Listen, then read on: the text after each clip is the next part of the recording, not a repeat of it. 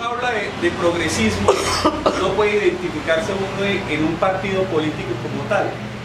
El progresismo viene de, hablamos allá de la toma de la Bastilla en 1789, ¿no? La Revolución Francesa, cuando el pueblo interrumpe la monarquía y el rey se sienta alrededor de los nobles caballeros, que a la derecha están los que hoy conocen como la derecha, y a la izquierda los de la izquierda. Las posturas de la izquierda, de la derecha, tenían que ver con la nobleza, con el capitalismo, y los de la izquierda querían que tenía una república, es decir, que el pueblo ejerciera su poder. El progresismo nace como una dicotomía frente a esas dos posiciones, y por eso si uno lo escucha a través de Gustavo Petro, dice: ya no hablamos de política de izquierda ni de política de derecha, sino hablamos de la política de la vida o de la política de la muerte. Uno a veces se pregunta a uno qué coincidencia tiene uno de izquierda o de origen de izquierda progresista con el alcalde de Bucaramanga, un empresario, una persona que tiene todo su dinero, que de pronto ha sido un capitalista, que ha utilizado a sus trabajadores para obtener su dinero, que de pronto le ha quitado la posibilidad de que algunas personas que se atrasen con las cuotas de sus casas pierdan sus casas, pero uno encuentra algunas afinidades y la encontramos, por ejemplo, en el tema de la defensa del páramo de Santurbán. Y esas posiciones, que se llaman posiciones de la vida, de salvaguardar el medio ambiente, es donde nosotros nos encontramos y tenemos afinidades con personas que ideológicamente están ubicadas en el espectro de la derecha. Es así de fácil y sencillo.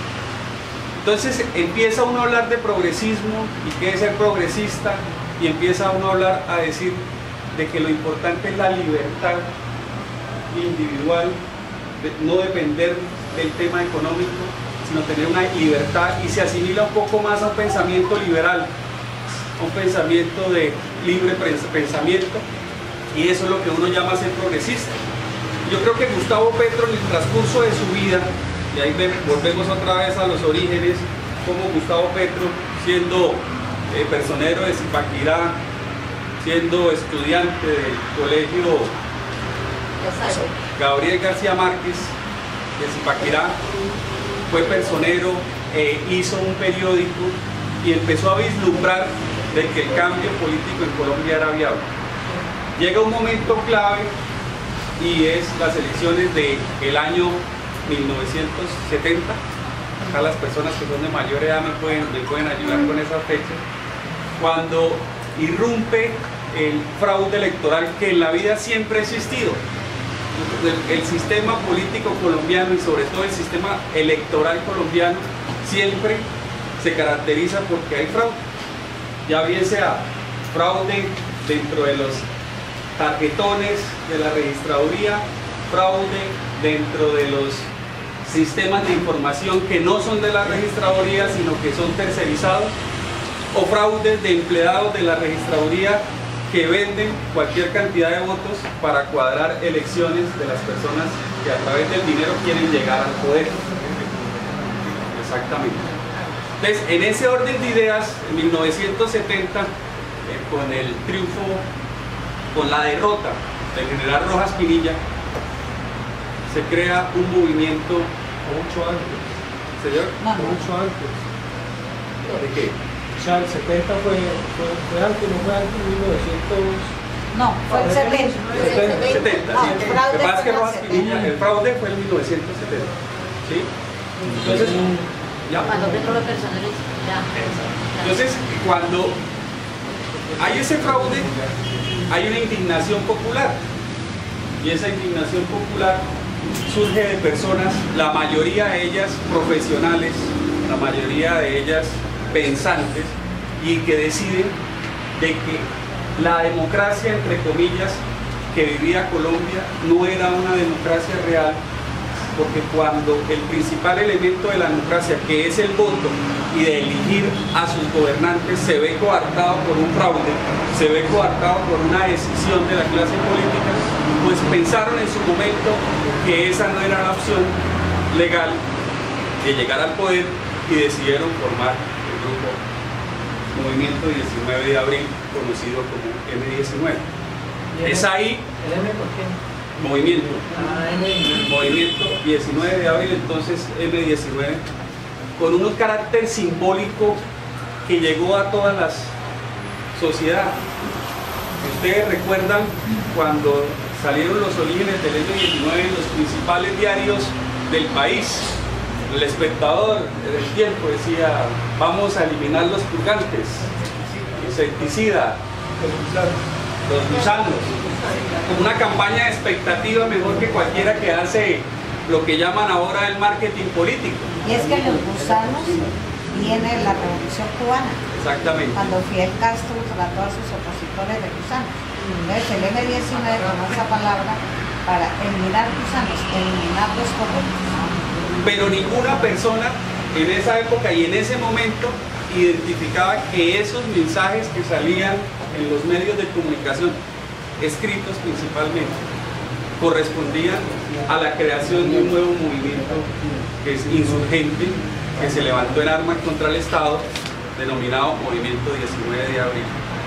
Y es ahí más cuando nace la guerrilla del M19, una guerrilla de carácter eminentemente, llamémosla urbana, que estaba concentrado básicamente en las universidades, básicamente en la población civil, en los asentamientos, y crean una nueva forma de hacer política, y principalmente se debió a la construcción o autoconstrucción de viviendas para la gente. Y es por eso que, por ejemplo, en Petro construyó un barrio que se llama Bolívar 83, Bolívar 83 en Zipaquirá. Acá en los lados del sur, el barrio Toledo Plata, que se construyó también en 1983, a finales del 83, del 84. Entonces ven la lucha armada y la lucha política para servir a la gente y para ayudar a tratar de satisfacer las necesidades. Obviamente todo ese... Perdón, que me interrumpa. Tranquilo, que para eso estamos. Uno de los centros del M19 fuertes fue de Piedecuesta. Aquí estuvo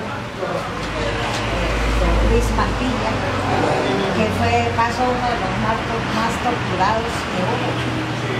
Sí, estuvo Salomón Méndez, el papá del padre Gustavo Méndez. Él tenía ya su rinconcito. Y había mucha gente aquí, pero muy camufladita. Piedecuesta es cuna de cambio. No sé por qué ahora estamos siempre apelando a los niños. Pero se ha cambiado, la tendencia ha cambiado y vamos a cambiar. Estos son procesos, estos no son temas de un día para otro, estos son procesos. Entonces, en ese orden de idea, la guerrilla del M19 en 1984, estando Belisario Betancourt de presidente, le da una amnistía al M19, y es cuando los líderes del M19 pues salen a las ciudades, a sus sitios de origen, y es cuando ahí asesinan a Carlos Toledo Plata, en 1984, el 10 de agosto. Cuando hay ese asesinato, pues obviamente estamos en un tema de amnistía, en un tema de, llamémoslo, de cese de hostilidades, y hay ese asesinato, pues obviamente se rompe prácticamente el diálogo que había entre el gobierno y el grupo insurgente. Vuelven otra vez a tomar las armas, y el gobierno otra vez pues con sus tácticas militares a tratar de desaparecer el M19, porque es que uno mira la guerrilla del M19 comparándolo con los grupos insurgentes. Uno hablaba de, yo no sé, el M19 yo creo que no alcanzó a tener más de 1.000, 1.500 hombres en armas, por mucho, pensaría que no alcanzó a tener más, pero la efectividad política que tenía el M19 era una efectividad política que se vio consumada cuando finalmente se concertó la paz con el gobierno nacional y cuando se creó la Constitución del 91. Y es por eso que uno, haciendo comparaciones, la M19, cuando va a las elecciones de la Constituyente, tuvo 19 o 20 escaños, la mayor votación de la Constituyente. Hoy en día uno compara Y eso es bueno hacer, las comparaciones a veces son malas, pero son tediosas. Hoy en día uno compara de pronto las elecciones de que tuvo el movimiento, ahora la Fuerza Alternativa del Común, que alcanzó a tener 50.000 votos. Es decir, ni la posibilidad real de sacar un senador, ya que por el tema del proceso de paz se les diera a los 5 senadores, los 5 representantes de la Cámara. Pero entonces, ¿a qué se debe ese fenómeno? ¿A qué se debe que en los 90, en los 70, en los 80 y consumado en los 90, un movimiento armado obtenga esos réditos políticos? Porque su condición era política. Que su condición era política, pero que la gente estaba a favor de ellos porque defendían realmente las causas. Uno podría ver de pronto a un grupo de M-19 con grandes líderes tomándose una población, de pronto asesinando a sus civiles, que de pronto hubo acciones que la llaman colaterales de la guerra en esos procedimientos, de pronto los hubo, pero que el origen y el fin del M-19 era que la gente lo apoyara para la toma del poder. Eso realmente era el fin. Y entonces llega ese boom de la constituyente del 91 y usted ve en representación de la M-19 a Antonio Navarro, y usted ve a Horacio Serpa, y usted ve por el Partido Conservador al maestro Álvaro Gómez Hurtado, la persona que hoy en día lo nombra Gustavo Petro dentro de sus proyectos, porque es el acuerdo sobre lo fundamental. Si nosotros no tenemos un acuerdo sobre lo fundamental, pues no podemos convivir como sociedad y obtener lo que nosotros necesitamos. Y surgen esos tres fenómenos importantes y son capaces de construir una constitución del 91 que es totalmente antagónica a la constitución de 1886, donde en la constitución del 91 el Estado social de derecho es la base fundamental de esa constitución. ¿Qué quiere decir un Estado social de derecho? Que las personas y la sociedad sean el núcleo de la Constitución y que el Estado obre para satisfacer las necesidades básicas de la población. Y eso fue un avance sustancial. Hay una libertad religiosa constituida, hay una libertad de la educación, un reconocimiento a las minorías étnicas, sexuales. Entonces hay un avance significativo en la Constitución del 91. El tema de la tutela es un tema fundamental en esa Constitución. Gracias a esa figura, hoy en día las personas pueden por lo menos obtener con un poco de facilidad el acceso principalmente a la salud. Si eso es con esa herramienta que es la tutela, que pasan los paseos de la muerte, que las personas no tienen que hacer fila, que tienen que esperar 3 meses para que lo den un especialista, ¿cómo sería sin esa acción jurídica de tutela?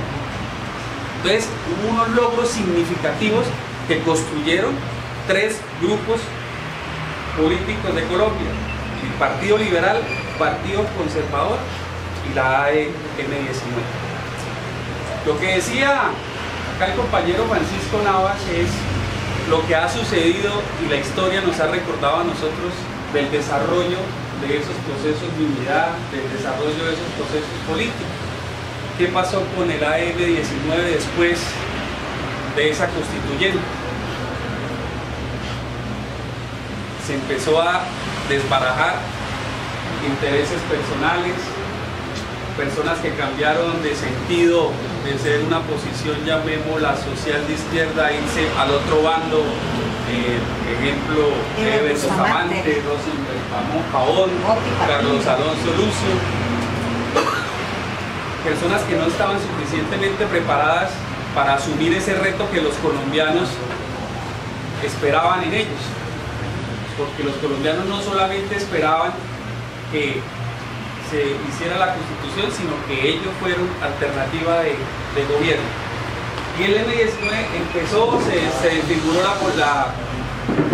la personería jurídica de la M-19, después algunos de los militantes del M-19 crearon lo que hoy es Convergencia Ciudadana, Porque, no, convergencia, o sea, les voy a hablar, convergencia ciudadana, o sea, hablar de convergencia ciudadana en sus inicios fue militantes y amigos del M-19. O sea, hablar de Luis Alberto Gil Castillo fue una persona que no tenía un rango importante en la organización, pero que con su sagacidad y con su tema del magisterio constituyó un partido político no solamente local, sino regional y nacional.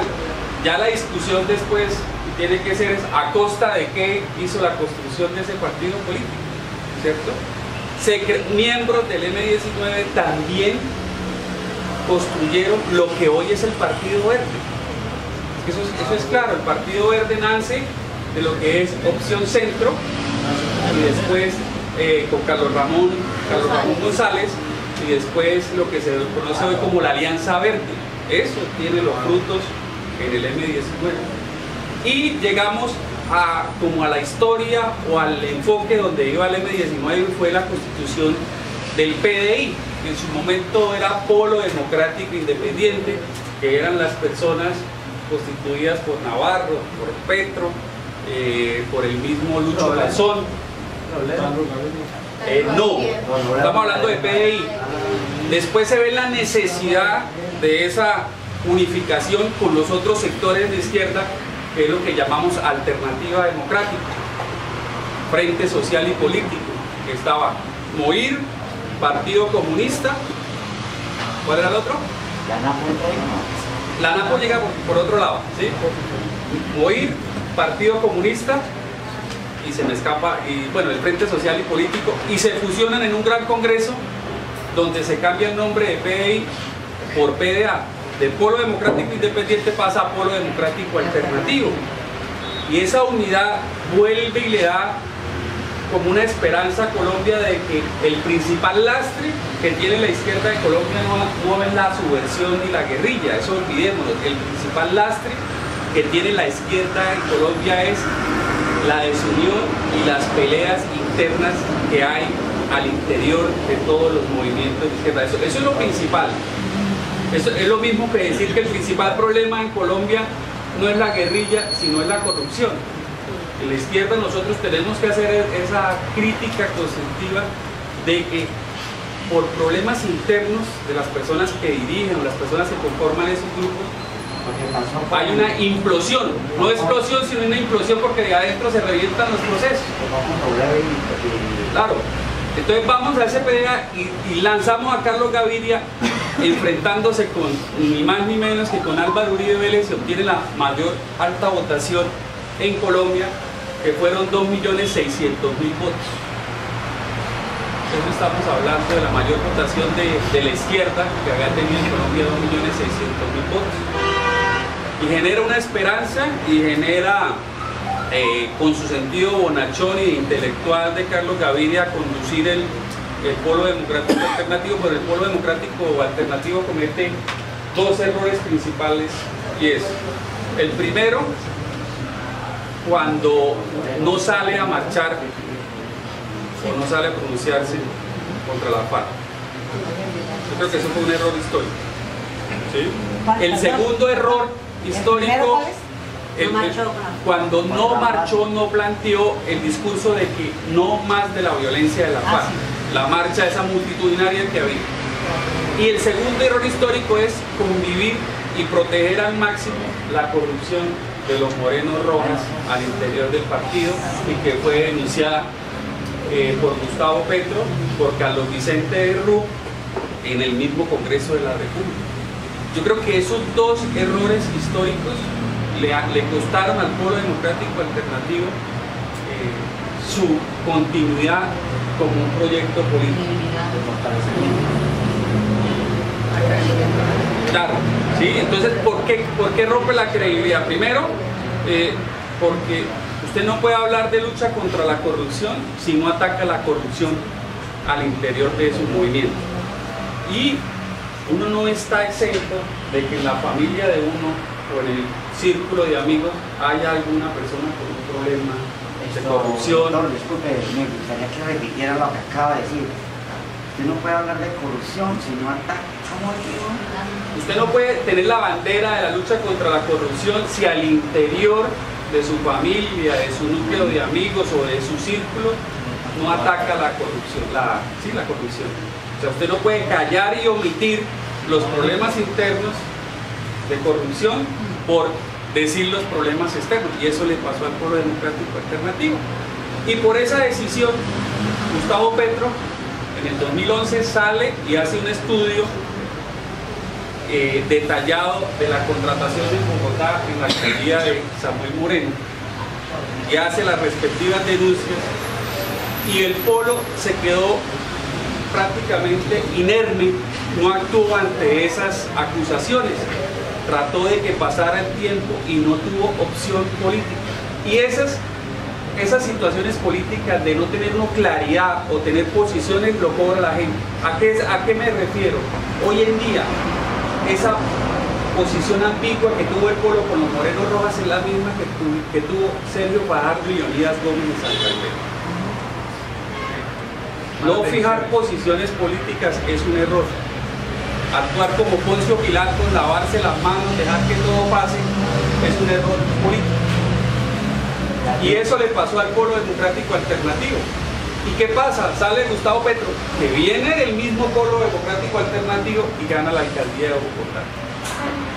Y la gana porque él combatió la corrupción, por más que fueran compartidarios, por más que fueran amigos. Fue propositivo. Exacto. Además de hacer las denuncias, fue propositivo y vino para la administración. Exactamente. Y rompe y llega al poder. Entonces, ahí hay una gran lección importante que nosotros tenemos que ver, y es cómo él rompe con el Polo Democrático Alternativo, propone, denuncia y propone, no quedarse solamente en la oposición, porque otro de los males que tiene la izquierda, ya mencionamos el primero, que son las luchas internas, y el segundo es que la izquierda no ha tenido vocación de poder. La izquierda en Colombia, por lo regular, ha tenido vocación de oposición.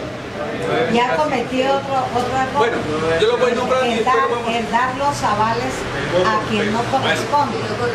Entonces, el segundo ítem que estamos hablando, del segundo error del Polo Democrático y de la izquierda, tiene que ver mucho con lo que la gente mira.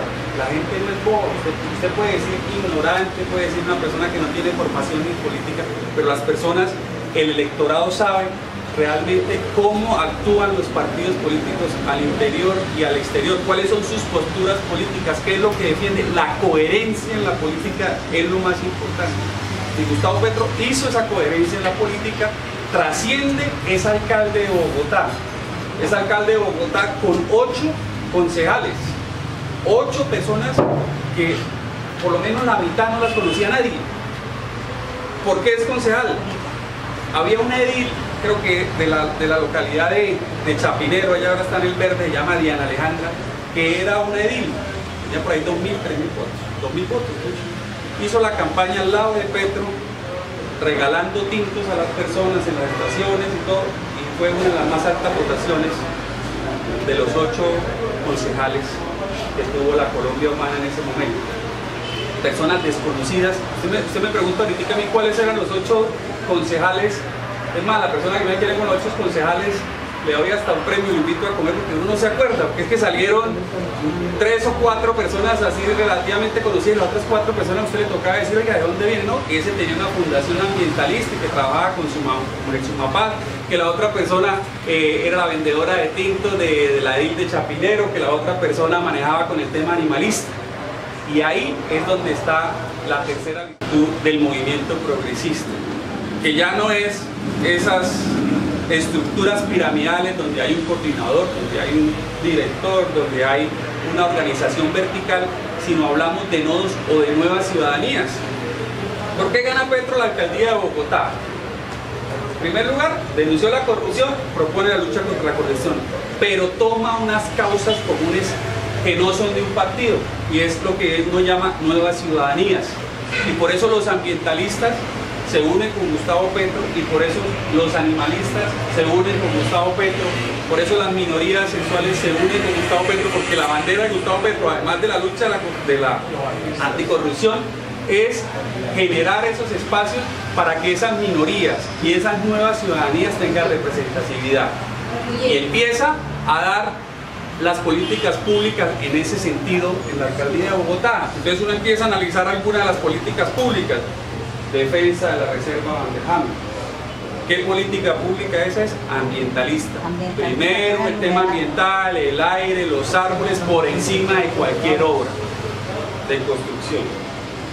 Vamos a hacer el cambio de los carros de tracción animal, que eran esos caballos que estaban prácticamente ya en condiciones indignas, para pasarlos por tracción mecánica a las personas. Vamos a defender que no sea ya una plaza de toros, sino la plaza de todos. Entonces todas esas son unas acciones políticas públicas. Entonces cuando entra Gustavo Petro a la alcaldía, pues obviamente ya no tiene una sola bandera, sino tiene varias banderas, y eso le generan también enemistades y enemigos, porque empieza a pisar callos. Cuando usted empieza a decir que voy a cerrar la plaza Santa María para los toros, preguntémonos quiénes son los ganaderos de este país, quiénes van a las corridas de toros. ¿Sí? Cuando dicen no voy a construir en la reserva Vanderham, preguntemos quiénes tienen predios allá que por su uso del suelo actualmente, que es rural, no tiene un precio significativo, pero en el momento de que se cambie por un POT el uso de ese suelo a un uso urbano, a un uso industrial, cambiaría hasta por 1000 veces el valor que tiene cada predio. ¿Quiénes están en contra? Las personas que han tenido unos predios en esa Vanderham y que quieren, independientemente de que se dañe el ambiente, que les modifiquen el uso del suelo para obtener más dinero. Y empieza también a pisar esos callos. Entonces hay una ley de Newton que es: ante cada acción hay una reacción. Es una ley de Newton vigente, y en política es más vigente. Y cuando usted empieza a hacer las acciones, la contraparte, que tiene el poder económico, que tiene el poder de los medios de comunicación, que tiene poder político nacional a través del presidente, a través de los partidos políticos, pues empieza a hacer una presión, y nombran al contralor y nombran al personero, pues de la cuerda a ellos, para que le busquen cualquier tipo de caída al alcalde. Como no se pudo hacer en su momento, pues empiezan ya al orden nacional, y el orden nacional es el procurador, y el procurador actúa. Saca a Gustavo Petro un mes del gobierno. Gracias al apoyo jurídico que tuvo, pues pudo realizar todas esas acciones para volver a la alcaldía. Pero créame que donde no fuera Gustavo Petro el alcalde, sino otro político, la clase política lo hubiera eliminado, lo hubiera echado de la alcaldía, y se acabó ese proyecto político. Esa es una de las virtudes de la personalidad y el talante que tiene Gustavo Petro, que ante sus situaciones, ante las situaciones más adversas que haya, pues de un momento saca una idea, saca algún mecanismo para poderla sortear de la mejor manera. Y terminamos la alcaldía de Bogotá en el año 2015. No se pudo recuperar la alcaldía por todas las razones que conocemos. No teníamos candidatos fuertes, candidatos reconocidos, y ahí viene el tercer error de la izquierda o de esos partidos, y es: a veces hay un tema de caudillismo, a veces hay una falta de lo que está haciendo acá Hernán, de generar debate, generar nuevos liderazgos, que es lo que necesitan estos movimientos, generar nuevos liderazgos, que acá pasa, matan a Petro, matan a otras personas, y se desorienta el partido. ¿Sí? Entonces usted, líder del progresismo actualmente, usted ubica a 3 personas, usted dice Gustavo Petro, Guillermo Alfonso Jaramillo y de pronto Holman Morris. Dice usted así, bueno, de pronto que Jorge Rojas, que unos secretarios ahí que se mantienen vigentes, pero usted, los líderes del progresismo que están batallando en la política, los puede señalar con una sola mano. Y ese es el tercer tema de la izquierda, que es la renovación generacional, abrir espacios a nuevos liderazgos, que es lo que hace falta en esos partidos. Terminamos la alcaldía de Bogotá, y ustedes miran los índices, que hay un documento que yo se lo había pasado a Jorge, a estas personas, cuando tuvimos una reunión, que se llama Dejando Huellas. Es un PDF que escribieron todos los secretarios de gobierno de la alcaldía de Bogotá, donde dicen cuáles fueron los logros de la Bogotá humana en el transcurso de los 4 años de gobierno, con cifras, con valores del DANE, es decir, que era mal gerente y que las empresas las manejaba de mal manera y que si él llegaba a ser presidente, pues iba a acabar con los mercados y los inversionistas se iban fuera del país. Esa fue una del caballito de batalla que tenía. Y usted mira, y en el año 2012 al 2014, casi 2015, los valores de la bolsa de la empresa de energía de Bogotá, el Grupo Energía de Bogotá, fueron los valores más altos que ha tenido el precio de la bolsa. La ETB duplicó su valor de inversión. Entonces, cuando usted habla de que una persona tiene los mejores indicadores sociales, tiene los mejores indicadores económicos, es porque las políticas públicas que realiza como gerente o como alcalde de una ciudad están funcionando y están teniendo brillo. Y reducir la pobreza dimensional a 500.000 personas, eso es un logro significativo. Entonces, obviamente, pues esos indicadores no se vieron reflejados en los medios de comunicación ni en la opinión de las personas. Cambia la alcaldía de Bogotá con el Mesías, el que iba a salvar, el que iba a arreglar a Bogotá de la catombe, el que iba a reconstruir Bogotá porque Bogotá era un caos. Y mejor para todos. Y las personas con esa desinformación le dan su voto. Gana la alcaldía, pero sus políticas públicas tendrían que obedecer a las personas que estaban patrocinando su elección y tenía que obedecer a los constructores, es decir, tenía que mirar a ver cómo la reserva la reduce y la amplía, tenía que obedecer a los Transmilenios, a continuar con los Transmilenios, a los fabricantes de Volvo, y tendría que continuar con esas políticas que Gustavo Petro trató de limitar. Tenía que continuar con el antiguo esquema de aseo, porque acá lo que mostraron en televisión era que trajeron unos carros viejos para tratar de recuperar el aseo, pero lo que no dicen los medios de comunicación es que en un contrato de concesión, cuando se termina el contrato de concesión, la contraparte tiene que devolver los bienes al Estado, y eso fue lo que no hizo. Escondieron los carros. Exactamente. Entonces, usted le pregunta a una persona y cuando uno repartía publicidad, cuando uno estaba recogiendo firmas, dice, no, mal administrador de Bogotá, la basura, castrochavista. Entonces usted de pronto se podría hablar un poco más con la persona y los argumentos no salían de esas 3 o 4 partes, ¿cierto? Entonces eso es difícil como a través de una pantalla de televisión, y más que todo una persona que de pronto una ama de casa, una persona que está en su casa y la única información que tiene es la que le brinda RCN, Caracol. Eso es muy complicado luchar contra esa desinformación, aunque hemos venido avanzando. Y termina la alcaldía de Bogotá, comienza Peñalosa y la gente se empieza a dar cuenta de que ese Mesías que tenía para la alcaldía de Bogotá no era como lo pintaban, no era que iba a solucionar los problemas. Siguieron los problemas de Transmilenio, los paros de taxistas, aumentó la delincuencia. En este momento Bogotá, además de empeorar, alto de delincuencia. Exactamente. Más grave eso. Y después, entonces, ahora que quiere aumentar el Transmilenio, ya se va a meter por la séptima.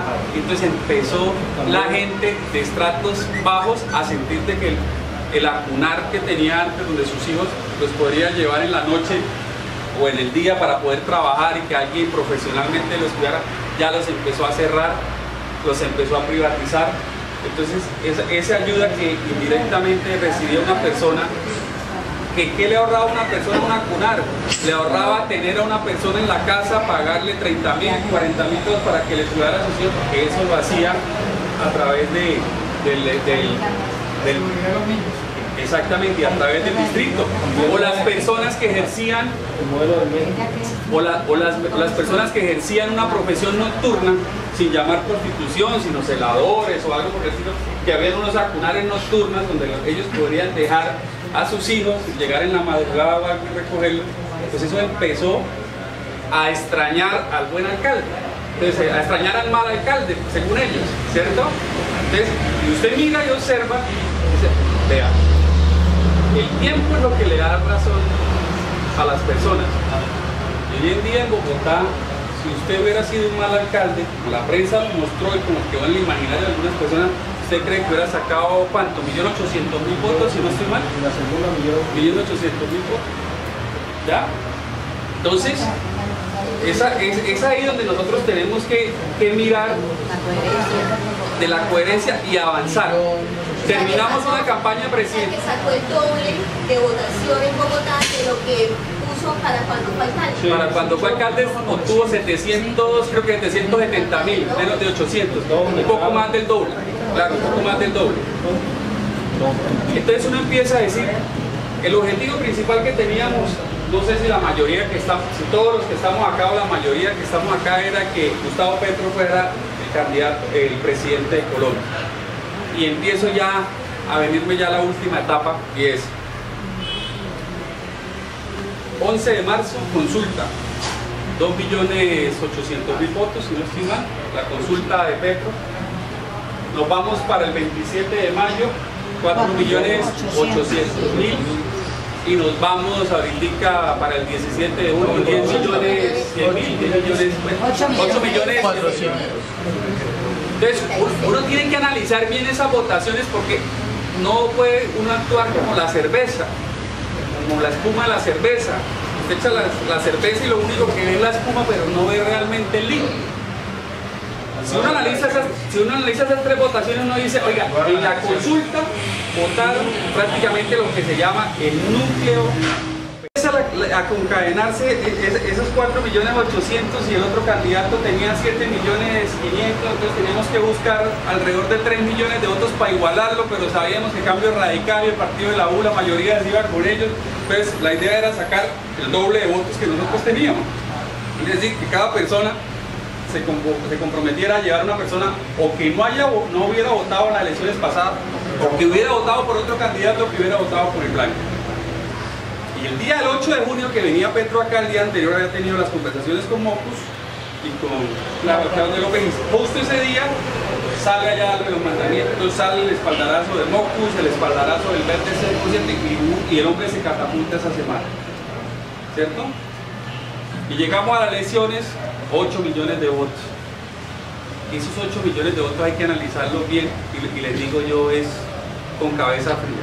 Esos 8 millones de votos son personas petristas. No. Esos 8 millones de votos tiene que uno como hacer el desglose de quiénes son esos 8 millones. ¿Creyeron una propuesta? O también dijeron, no queremos más Uribe y nos vamos acá por este lado. Sí. Cambio. ¿Sí? Queremos un cambio, queremos esto. ¿Sí? Cambio. Exactamente. Entonces, esos votos hay que analizarlos bien. Nosotros decimos, tenemos 8 millones de votos. Sí. Tácitamente tenemos 8 millones de votos hoy en día. Ya el Consejo Nacional Electoral nos dio esa notificación, pero esos 8 millones de votos, ¿será que los progresistas de Piedecuesta, los de Bucaramanga, de Piedecuesta van a contar con 23.000 votos? No. ¿O será nosotros de Bucaramanga, que duplicamos la votación, vamos a tener esos 140.000 votos? ¿Sí? Pero hay un tema importante, y es solos no podemos, ¿cierto? Y entonces ahí viene qué sigue de aquí en adelante.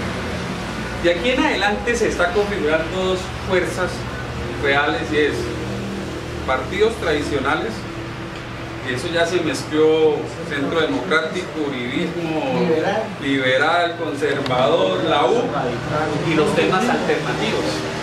Los temas alternativos hay que incluir decentes, al polo, al verde, movimiento acá del maíz, todos esos sectores alternativos.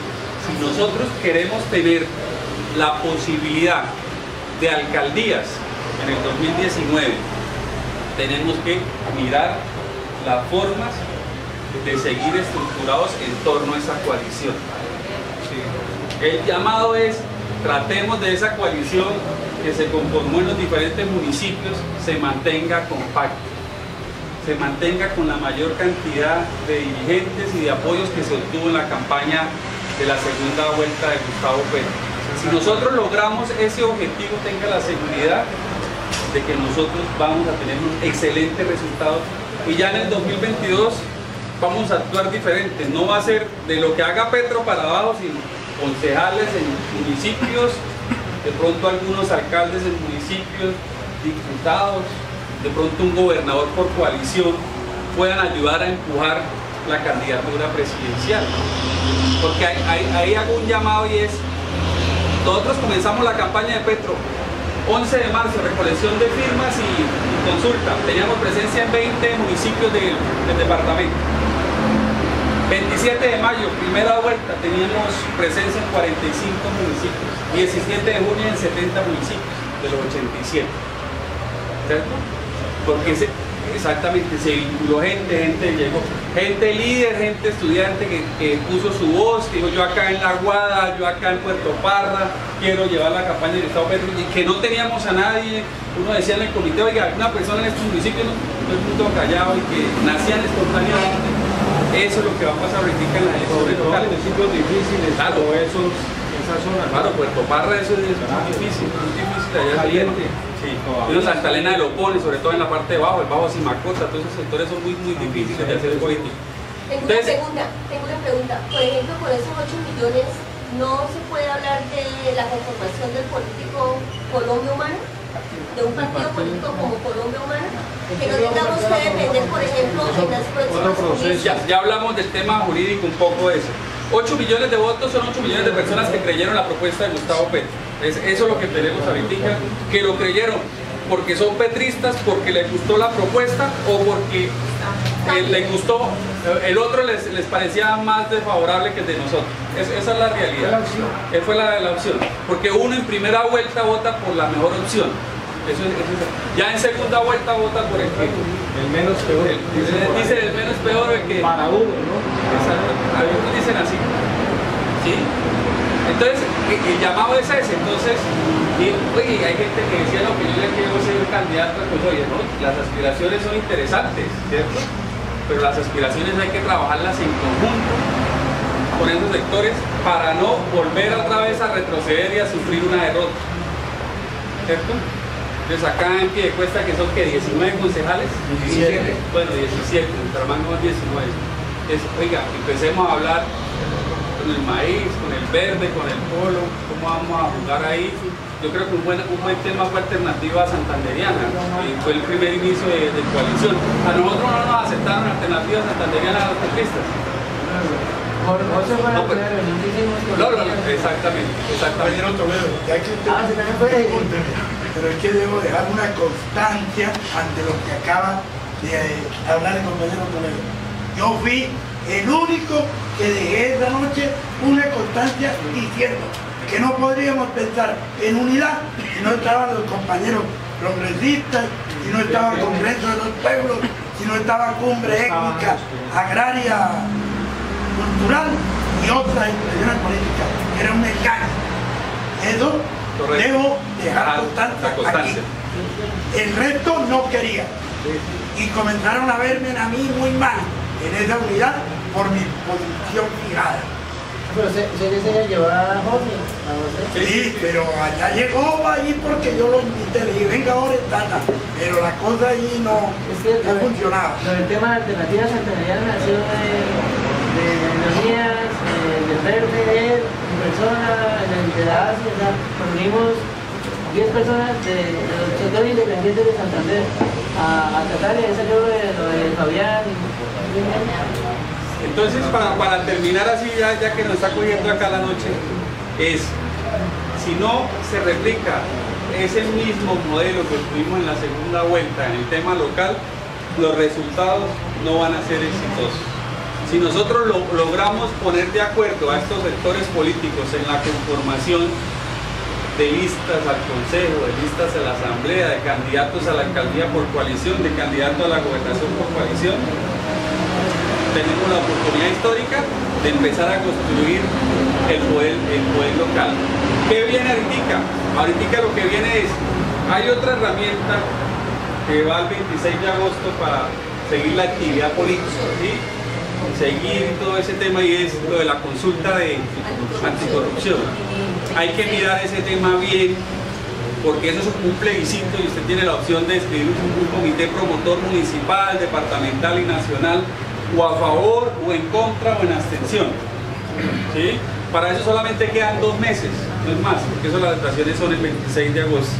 Yo creo que si el progresismo y los sectores independientes se apropian en el buen sentido de la palabra de esa consulta no es del Partido Verde, esa consulta no es de Claudia, no es de Angélica, sí, ellas jalonaron ese tema, pero ahora, al igual que la candidatura de Gustavo Petro, es una herramienta de los sectores democráticos y limpios de Colombia para que le demos una lección simbólica y efectiva a la clase dirigente de este país. Entonces, el llamado es ese. Y me preguntan qué pasa con progresistas, con el partido, entonces, con Colombia Humana. Entonces, ahí hay una discusión jurídica que el Consejo Nacional Electoral tiene que dislucidar, y es la siguiente. La lista de decentes que se creó fue formada por 4 movimientos y partidos. Hablo de los partidos, que es Maíz, la UP, Colombia Humana y Todos Somos Clara, y ASI, 5. 3 partidos y 2 movimientos significativos de personas. Eso obtuvo sus 4 curules, es decir, va a tener su personería jurídica para hacer la inscripción de listas de consejo, de cámara, de asamblea, alcalde y gobernación. Pero viene la pregunta que tiene que solucionar el Consejo Nacional Electoral, es ¿esa personería jurídica de quién es? Porque el Maíz tiene personería jurídica independiente, la UP tiene personería jurídica independiente, ASI tiene personería jurídica. Los únicos que no tienen es Colombia Humana y Todos Somos Clara, que es el tema de Clara. Todos somos Colombia. Todos somos Colombia. Entonces, eso es lo que tiene que decir el Consejo Electoral. El Consejo Electoral puede decir, no señor, esa personería jurídica tiene que ser manejada por los mismos inscriptores de los senadores. Es decir, la UP, el Maíz, Colombia Humana, Todos Somos Colombia y la ASI pueden inscribir las listas a nivel local con esa personería jurídica. Eso es lo que puede decir. Ya, puede ser esa. Pero sí hay eso, sí va a avalar, sí puede avalar. Por eso. Se está esperando Está esperando este día. ¿Y quién es la personería jurídica? Siguiente, que ante las preguntas de cuál sería el medio para la inscripción de los posibles candidatos a los cargos de corporaciones públicas, alcaldías y gobernación, hasta el momento estamos en la espera de la definición del Consejo Nacional Electoral que diga las credenciales de decente tienen la personería jurídica tal y va a ser o administrada por los 4 inscriptores o los 5 inscriptores, y son ellos mismos los que pueden inscribir otra vez candidatos por esa misma coalición, o el Consejo Nacional Electoral, que en su mayoría el 99% es político, definirá no en derecho sino en política cuál va a ser la decisión del partido decente. Ese es el tema. Y lo que decía Jorge de que, oiga, sí, brillaron por su ausencia los partidos, sí. A veces los partidos políticos y los dirigentes brillaron por ausencia, pero hay muchas bases que les colaboraron. O sea, usted me pregunta en Bucaramanga hicieron partícipe 1 o 2 personas de Partido Verde o algo. En la parte administrativa estuvimos más solos, pero lo importante es que la percepción de las personas es que Gustavo Petro, con la alianza de estos sectores en segunda vuelta, tuvo 354.000 votos en Santander, y que esos votos es de toda esa coalición, independientemente si estuvieron en la sede, si estuvieron en la campaña sus dirigentes, pero las bases, es decir, las personas que de una u otra manera creen en la perspectiva política de esos partidos, estuvieron con la campaña de Gustavo Petro. Entonces eso es básicamente. Espero agradecerle a Hernán otra vez por la invitación, haberle cumplido, y estamos ahí atentos. Yo creo que ahorita nosotros en Bucaramanga tenemos la sede abierta de la carrera 24 con 37, 2 meses más para hablar el tema de la consulta. Estamos mirando el tema de los escritores, de los promotores de la consulta, y hacer la pedagogía necesaria, porque estamos hablando de 12 millones de votos, ¿cierto? Sí. Las personas salen para votar en una elección normal, y hay que mirar el antecedente que tenemos con el plebiscito de Uribe. Uribe con 70% de imagen favorable con el poder, le pudo, no fue capaz de sacar el plebiscito, teniendo el poder y teniendo el lapicero. Ahora estamos hoy en un contexto totalmente diferente. Un presidente que de boca o de dientes para afuera decir que estoy a favor de la lucha anticorrupción y de ese plebiscito, pero no va a poner ni a su partido, ni a sus militantes, ni nada más. Ellos van a estar en la abstención. Si nosotros no conseguimos los sectores alternativos 12 millones de votos, que va a ser el umbral necesario para que se apruebe esa reforma, estamos otra vez, perdimos esa batalla, que fue una batalla dura que se dio en el Senado. Son 12 millones de votos. 12 millones de votos, ahorita fueron 18 millones de votos, son 12 millones de votos. Un día de que las personas no están acostumbradas a elecciones, un día de que los partidos políticos, la mayoría, no va a haber dinero para mover a la gente, el transporte va a ser voluntario. Entonces hay que mirar a ver cuál va a ser el plan estratégico para que en todos los municipios nosotros podamos tener la votación necesaria y poder sacar esa consulta adelante. Muchas gracias, ¿no? Muy amables.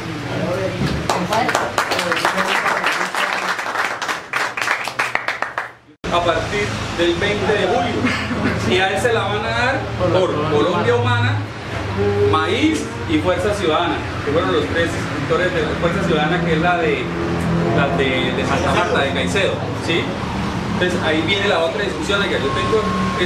Esa para mí sería una curul legal que está establecida en la ley de política, ¿cómo se llama? La de oposición, esa fue la propuesta de Amaya de Nariño, ¿no? De un senador conservador, Amaya, uno que viene seguido de Florida. Ah, el del pacto de la LIT, Maya. Arrepentido precisamente porque él detesta Petro, ¿no? Entonces le salió el tiro por la culata. Entonces la discusión es que si nos dicen hoy nos dicen por dónde vamos a escribir lista las personas progresistas, hoy en día no tenemos. Hasta que el Consejo Nacional Electoral diga, ¿sí? O se crea esa misma coalición, o hay que hacer un tema muy importante también, que es el tema de firmas, pero obviamente las firmas de esa gran coalición.